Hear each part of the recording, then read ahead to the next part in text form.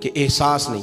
اگر احساس ہونے لگے پھر شوق بیدار ہوتا ہے, پھر انسان کسی کو کچھ دے کے راضی ہوتا ہے.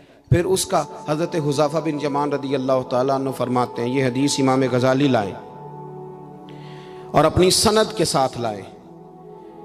حضرت حذیفہ بن یمان رضی اللہ تعالیٰ عنہ فرماتے ہیں, میں نبی پاک صلی اللہ علیہ وسلم کے ساتھ ایک سفر میں تھا, گرمی بڑی شدید تھی. ایک جگہ پہ باغ نظر آیا تو تھوڑا سا سستانے کے لیے سرکار اس باغ کو برکت دینے کے لیے تشریف فرما ہوئے تو سامنے کنواں بھی نظر آیا. تو تبا مبارک چاہی کہ غسل ہی نہ کر لیا جائے. کہتے ہیں حضور سید عالم علیہ السلام کنویں کے قریب چلے گئے غسل فرمانے کے لیے, تو کپڑوں سمیت سرکار غسل فرما رہے تھے. پھر بھی مجھے فرمایا کہ ذرا چادر تان کے نہیں کھڑے ہو جاتے.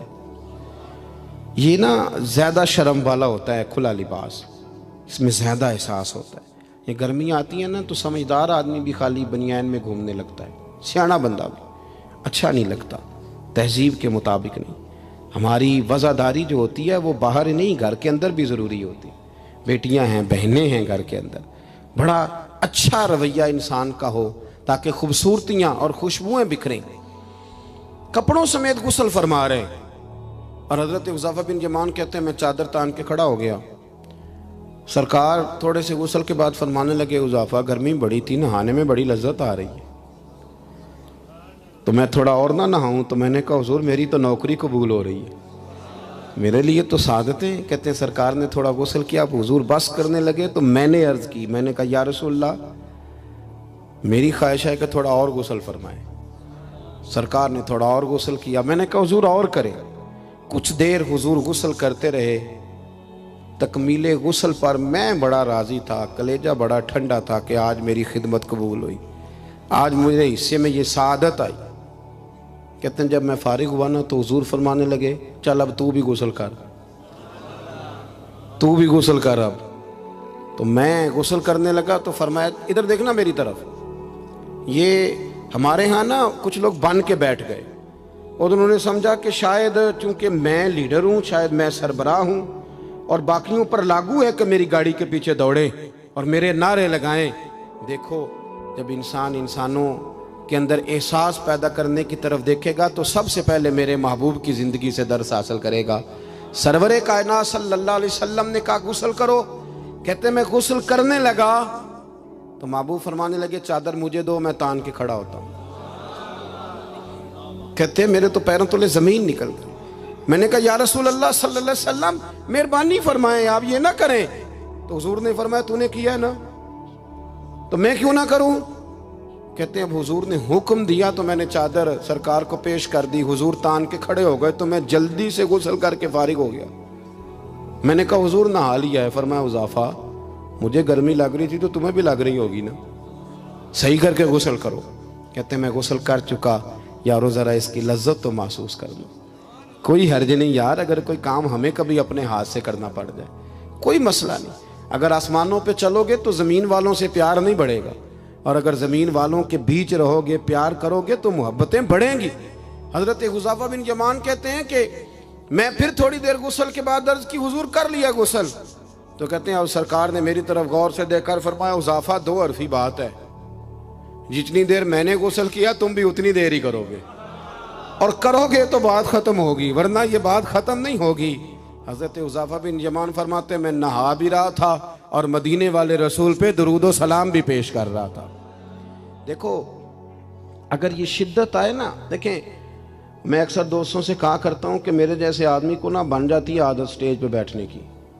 آپ یقین کریں بن گئی ہے, مثال نہیں دے رہا, صحیح کہہ رہا ہوں.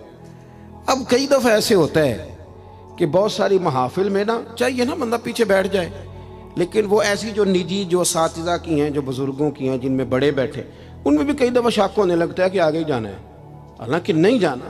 اور کئی ایسے چودھری صاحب, پیر صاحب, صوفی صاحب ہوتے ہیں جو گردن اٹھا اٹھا کے نقیب محفل کو دکھاتے ہیں کہ میں آ گیا ہوں, کر لے اعلان کسی طریقے سے. پھر آپ تنگ ہوتے ہیں. پھر دیکھیں نا اس محفل کا بھلا مہمان خصوصی میں تو نہیں, اس میں محفل کے تو مہمان خصوصی وہ ہیں جنہوں نے یہاں جھاڑو دیا ہے, جنہوں نے لوگوں کو دعوت دی ہے, اور جو بیٹھ کے دائیں بائیں دیکھ کے بڑے راضی ہو رہے ہیں دل ہی دل میں کہ دیکھا ہماری محفل کتنی کامیاب ہوئی. ذوق پیدا ہو رہا ہے، شوق پیدا ہو رہا ہے۔ ہم اگر احساس کرنے لگیں، تھوڑا سا بیچ رہنے لگیں لوگوں کے، حسن پیدا ہوگا، پیار بڑھے گا، بھائی کے ساتھ رشتہ مضبوط ہوگا، دوستوں کے ساتھ تعلق مضبوط ہوگا۔ یہ جو ملازم چھوڑ کے چلا جاتا ہے نا، اس کو 5,000 زیادہ ملتا ہے تو نکل جاتا ہے، اس کی وجہ یہ تھی کہ آپ کا اس کے ساتھ رشتہ مضبوط نہیں تھا۔ اگر تعلق مضبوط ہو جائے، مولا علی شیر خدا، مولا کائنات حضرت مولا علی شیر خدا کرم اللہ تعالی وجہ الکریم کا خادم کہتا ہے مجھے ایک دن فرمانے لگے، یعنی خادم کو، غلام کو فرمانے لگے، یار کپڑے تیرے بھی پرانے ہو گئے ہیں تو میرے بھی ہو گئے، چل خریداری کرنے نہ چلیں۔ کہتے مجھے لے گئے بازار اور 2 جوڑے حضرت علی نے خریدے، ایک خاصا مہنگا تھا، ایک سستا تھا۔ میں سمجھ گیا کہ مہنگا آقا کا ہے اور سستا غلام کا ہے۔ کہتے ہیں وہ تھیلے میں ڈالے، اٹھانے میں نے وہ اٹھائے اور میں چلنے لگا۔ کہتے ہیں جب وہ چوک آیا نا جہاں سے مولا کائنات شیر خدا کرم اللہ تعالی وجہ الکریم نے اپنے حجرہ نور میں جانا تھا اور میں نے اپنے گھر میں جانا تھا، تو حضرت مولا علی شیر خدا فرمانے لگے لا بھی بیٹا میرے والا سوٹ مجھے دے دے۔ تو بالکل طے شدہ بات تھی، میں نے وہ مہنگا جوڑا نکالا اور حضرت علی کی طرف بڑھایا، تو حضرت علی فرمانے لگے یہ تو نہیں میرا تو وہ دوسرا ہے۔ تو وہ شخص کہتا ہے میں نے ایک فلسفہ بیان کیا، میں نے ایک علت بیان کی، ایک لاجک بیان کی۔ میں نے کہا حضور یہ آپ رکھیں اور یہ جو سستا ہے یہ میں رکھتا ہوں۔ فرمایا وجہ؟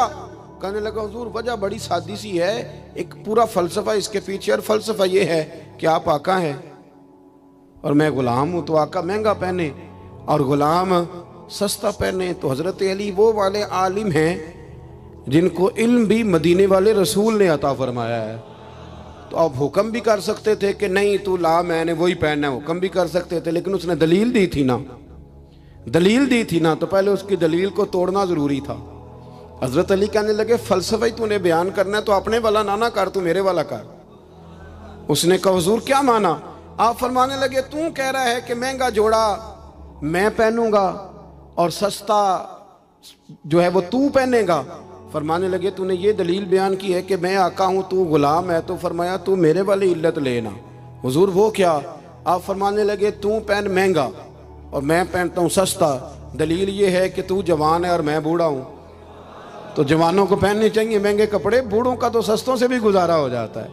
تو وہ خادم کہتا ہے میں لاجواب ہو گیا، اور پھر وہ قیمتی جوڑا مجھے دے گئے اور سستا جوڑا وہ لے گئے۔ کہتے ہیں شیر خدا تو چلے گئے، لیکن ساری زندگی میں سوچتا رہا کہ کائنات میں دوبارہ ایسے لوگ دنیا میں آئیں گے صحیح، یہ ملیں گے صحیح۔ احساس کی جب شدت ہوتی، اب یقین کریں اس ملک کے اندر 2 چیزیں اتنی شدت سے عام ہوئی ہیں، اتنی شدت سے، ایک پروٹوکول، ایک VIP کلچر۔ ان دونوں چیزوں نے بہت سارے لوگوں کو پیچھے کر دیا۔ اب تو بہت سارے غریب ایسے ہیں جو بیچارے قریب ہی نہیں آتے، وہ کہتے ہیں نہیں میرے والا کام ہی نہیں، وہ پیچھے، وہ شہرت سے بچنے والا پیچھے رہتا ہے، اور میرا جی چاہتا ہے ساری غزلیں اس ظالم کے نام کریں۔ کچھ لوگ بیچارے بالکل پیچھے ہو گئے، مایوس ہو گئے۔ وہ کبھی حکومت بدلتی ہے تو ان سے کہا جائے نا حکومت بدل گئی ہے، تو وہ 2 حرفی بات کرتے ہیں، کہتے ہیں جو مرضی آ جائے ہم نے تو محنت کر کے کھانا ہے، صبح کام پہ جائیں گے تو شام کو روٹی کھائیں گے۔ وہ بہت سارے نظام سے دیکھیں نا، یہ سیاسی تبصرے وہ بندہ کرتا ہے جو روٹی پیٹ بھر کے کھاتا ہے، اور جس بیچارے کو پتہ ہے نا کہ جو گھی صبح لایا تھا وہ ختم ہو گیا ہے، اور صبح بچوں نے ناشتے کے لیے جب پراٹھے مانگنے ہیں تو گھی کوئی نہیں، تو وہ پھر سیاسی تبصرے نہیں کرتا، وہ تو تکلیف میں۔ اللہ کے محبوب صلی اللہ علیہ وسلم نے نا احساس کی دولت تقسیم کی تھی۔ مسند امام احمد بن حنبل میں حدیث ہے، حضرت بلال حبشی رضی اللہ تعالیٰ عنہ فرماتے ہیں میں نے عصر کی نماز کی اقامت پڑھ دی تھی، ایک بدو آیا، ایک یہودی کا غلام، کہنے لگا یا رسول اللہ صلی اللہ علیہ وسلم میں بڑی مشکل میں ہوں، اگر آپ میرے ساتھ چلیں، میرا چھوٹا سا کام کر دیں تو میری وہ مشکل آسان ہو جائے گی۔ سیدنا بلال حبشی فرماتے ہیں نبی کریم نے نمازیوں سے فرمایا اقامت ہو چکی تھی، فرمایا تم بیٹھ جاؤ، میں ذرا اس بدو کا کام کر کے آتا، تم ذرا بیٹھو، میں صرف اشارے کرتا ہوں۔ آپ کو ملے گا کہ حضرت جابر ابن عبداللہ کا قرضہ اتارنا تھا تو سرکار کھیت تک گئے اور باقاعدہ سفارش کی ان کی، اب تو لوگ کہتے ہیں نا جب تک وہ خدمت کر رہا ہے تو تب تک وہ خدمت گزار ہے، کہیں الجھ جائے تو کہتے ہیں اس کا ذاتی مسئلہ ہے، اور میں ذاتی معاملات میں مداخلت نہیں کرتا۔ تو میاں جب آپ کے پاس تھا، آپ کا ورکر تھا، تب ذاتی مسئلہ کیوں نہیں تھا؟ اب وہ الجھ گیا ہے تو ذاتی مسئلہ ہے۔ ایک عورت رو رہی تھی تو سرکار سفارش کے لیے اس کے ساتھ نہیں چلے گئے تھے کہ میری مالکن مجھے مارے گی؟ آپ کتب حدیث کتب سیرت کو پڑھیں، یہی وجہ تھی کہ حضور کے غلاموں میں وہ درد آیا، بڑے زور شور سے آیا۔ امیر المومنین سیدنا فاروق اعظم رضی اللہ تعالیٰ، اس شخص کا آپ جاہ و جلال دیکھیں نا تو کسریٰ کا بادشاہ کہتا ہے عمر ملنا ہے، تو عمر فرماتے میرے پاس وقت نہیں، میں نہیں ملتا، مجھے کیا ضرورت ہے کسی کی، یہ جاہ و جلال ہے۔ اور انسانیت کی خدمت کا جذبہ کیا ہے؟ چہرے پہ نقاب اوڑھ کے رات کو گھوم رہے ہیں، سامنے ایک خیمہ نظر آ گیا، سیدنا فاروق اعظم قریب گئے تو ایک آدمی خیمے میں ہے اور بڑی پریشانی میں ہے، اندر سے نکلتا ہے پھر اندر جاتا ہے۔ فرمایا خیریت ہے؟ کہنے لگا بڑی دور سے آیا ہوں، امیر المومنین سے ملنا تھا، رات ہو گئی، یہیں میری بیوی کہ ہاں ولادت ہونی اور وقت قریب آ گیا، وہ تکلیف میں، تو یہیں خیمہ لگا کے میں نے بٹھا لیا ہے۔ تو غلام آپ کون ہیں؟ تو حضرت عمر کہنے لگے تو مجھے چھوڑ میں ابھی آیا۔ گھر گئے حضرت عمر، توجہ ہے میری بات پر؟ بس سمیٹنے لگا ہوں۔ گھر گئے اور خاتون اول سے کہا، ملکہ سے کہا، اپنی اہلیہ سے فرمایا، فرمانے لگے کوئی نیکی کمانے کا ارادہ ہے؟ وہ کہنے لگی بڑا ارادہ ہے۔ تو کہنے لگے پھر بچے کی ولادت کے لیے جن چیزوں کی حاجت ہوتی ہے وہ ساتھ لے لو۔ میں آپ کو اس شخص کی بات بتا رہا ہوں جو 24 لاکھ مربع میل کا حکمران ہے، جس کے نعرے سے لوگ کانپ جاتے ہیں، لیکن وہ اصول اپنی جگہ پہ اور انسانوں کا پیار اپنی جگہ پہ۔ حضرت عمر نے اپنی اہلیہ کو ساتھ لیا، انہوں نے کہا کچھ چنے لے لیں، کچھ جو ہے وہ گھی لے لیں، کچھ سرکہ لے لیں، اور آپ یہ ساری چیزیں ڈال کے تو پکائیں۔ حضرت فاروق اعظم رضی اللہ تعالیٰ عنہ نے چولہا جلایا۔ وہ شخص کہتا ہے جب عمر پھونکے مارتے تھے نا آگ میں تو میں ان کی داڑھی سے دھواں نکلتے دیکھتا تھا۔ حضرت عمر نے چولہا جلایا، اوپر کھانا رکھا، وہ جو کہا تھا وہ آپ کی اہلیہ اندر چلی گئی خاتون کے پاس۔ وہ شخص کہتا ہے میں نے 2-3 دفعہ حضرت عمر کو کام بتایا تو میں نے سمجھا کوئی غلام ہے، امیر المومنین نے ڈیوٹی لگائی ہے کہ رات کو مسافروں کا خیال رکھنا، تو میں انہیں کہتا غلام ادھر آ پانی لے کے آ، تو عمر دوڑے آتے، وہ ڈیوٹی کرتے رہے۔ جب بچے کی ولادت ہو گئی تو اندر سے جناب عمر کی اہلیہ بولی، کہنے لگی امیر المومنین مبارک ہو، اللہ نے آپ کے دوست کو بیٹا دیا ہے۔ وہ شخص کہتا ہے میرے ہاتھ میں پیالہ تھا، دھڑام سے گرا، میں نے تو عمر کا جلال سنا ہوا، میں نے کہا آپ امیر المومنین ہیں، آپ عمر ہیں، آپ کیا خیال ہے آپ کا؟ لوگ باتوں سے بڑے ہوتے ہیں، کردار انسان کو بڑا کرتا ہے، کردار اسے زندہ رکھتا ہے، کردار اسے جینے کا ڈھب اور حوصلہ دیتا ہے۔ حضرت فاروق اعظم سے کہنے لگے آپ عمر ہیں؟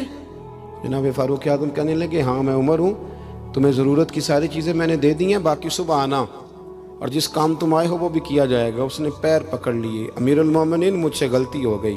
فرمایا اٹھ میرے سینے سے لگ، تجھ سے غلطی نہیں ہوئی، تیری وجہ سے اللہ نے مجھے نیکی کمانے کی توفیق عطا کر دی ہے۔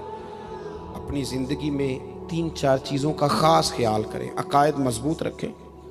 ہمارے اندر کوئی آ جاتی ہیں نا کمزوریاں، انسان ہیں، ان کو دور کرنے کے لیے احساس پیدا کریں۔ تیسری بات یہ کہ ایک دوسرے کا دیکھیں نا، اگر میرا نالائق بچہ نہیں پڑھتا تو سارے پیسے اس پر خرچ کرنے کی کیا ضرورت ہے؟ میری بہن کا بچہ جو لائق ہے تو اس پر کیوں نہ پیسے خرچ کر دیے جائیں، ایک لائق آدمی تیار کر لیا جائے۔ احساس پیدا کریں گے، تھوڑا تھوڑا آگے بڑھیں گے تو آپ دیکھیں گے معاشرے کے اندر کس تیزی کے ساتھ لوگوں کے مسائل میں کمی آتی ہے اور خیر تقسیم ہوتی ہے۔ میں دعا کرتا ہوں جو میں نے کہا میرا مالک اسے قبول فرمائے۔ گفتگو کے دوران عمدن سہون جہاں بھول گئے اللہ ہم سے درگزر فرمائے۔ مسلسل سفر کرتے رہتے ہیں تو پھر یہ ہے کہ سفر ہی چلتا رہتا ہے۔ صبح 11 بجے کے نکلے ہوئے ہیں، اللہ تعالیٰ آپ کو جزائے خیر دے۔ جب آپ ملنے کے لیے آتے ہیں تو کئی دفعہ وہ اتنی شدت ہو جاتی ہے کہ بعض لوگوں کو تکلیف پہنچتی ہے۔ اسی پر انشاءاللہ اجازت لیں گے، اللہ نے موقع دیا پھر ملاقات ہوگی۔ آخر دعوانا ان الحمدللہ رب العالمین۔ اللہم صلی علی سیدنا مولانا محمد معدن الجود والکرم وآلہ وبارک وسلم۔ ربنا آتنا فی الدنیا حسنۃ وفی الآخرۃ حسنۃ وقنا عذاب النار۔ مالک جن دوستوں نے اتنا خوبصورت اہتمام کیا ان کی کوشش کو قبول فرما، ہم جتنے یہاں حاضر ہوئے ہیں ہماری حاضری کو مستجاب فرما۔ اے مالک کریم امت مسلمہ کے حق میں رحمت والے فیصلے فرما۔ اللہ برما کے مجبوروں کی مدد فرما، کشمیر اور فلسطین کے مظلوموں کی مدد فرما۔ مالک کریم پاکستان کو نظام مصطفیٰ صلی اللہ علیہ وسلم کا بنا۔ اے اللہ ہمارے گناہوں کو معاف فرما، ہماری غلطیوں سے درگزر فرما، علم نافع عمل صالح کی توفیق عطا فرما، مسجد کا پیار عطا فرما، قرآن پاک سے محبت عطا فرما، دروازہ رسول صلی اللہ علیہ وسلم کی سچی گدائی اور غلامی نصیب فرما۔ مالک ہمارے بیماروں کو شفا دے دے، مقروضوں کو بارے قرض سے رہائی عطا فرما دے، جو تنگ دست ہیں انہیں وسعت رزق دے دے، بے اولادوں کو اولاد صالح عطا فرما۔ مالک کریم جو لوگ دنیا سے چلے گئے ان کی کامل مغفرت فرما، ہم جو موجود ہیں ہمیں توبہ کی توفیق عطا فرما، ہم سب کا خاتمہ بالخیر بالایمان فرما۔ اللہم انا نسألک العفو والعافیۃ فی الدین والدنیا والآخرہ، رب اغفر وارحم وانت خیر الراحمین، وصلی اللہ تعالی علی حبیبہ سیدنا و مولانا محمد۔